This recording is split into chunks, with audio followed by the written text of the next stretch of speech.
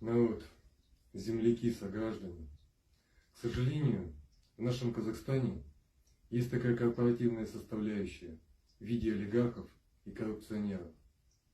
Мы, Народный совет трудящихся, заявили о своей независимости, самостоятельности и суверенитете от этой корпоративной составляющей. Уважаемый Касым-Жомарт Кемелевич, мы поддержали ваш курс, изложенный в ваших многократных посланиях об истинной власти нашего многонационального народа, о национализации всеобщего неделимого народного достояния, которое, к сожалению, выводится и вывозится этими олигархами и коррупционерами. Для этого мы объединились. Но запрещенный в Казахстане канал Басе, возглавляемый супругами Садыковыми, оболгал нас и оклеветал нас, обвиняя в сепаратизме.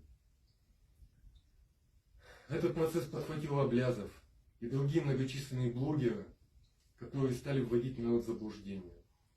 Но наша деятельность на протяжении уже многих последних лет подтвердила, что она всегда сопровождается только мирным решением поставленных задач, а также сохранением территориальной целостности нашей республики. Нам и нашим близким поступают угрозы жизни.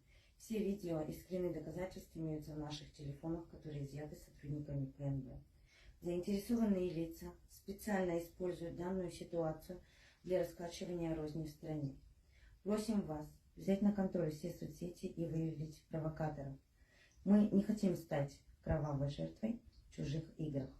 Просим вас, Касым-Жомарт Кемелевич, как гаранта сохранения прав человека и гражданина, оказать нам поддержку и призываем всех к благоразумию.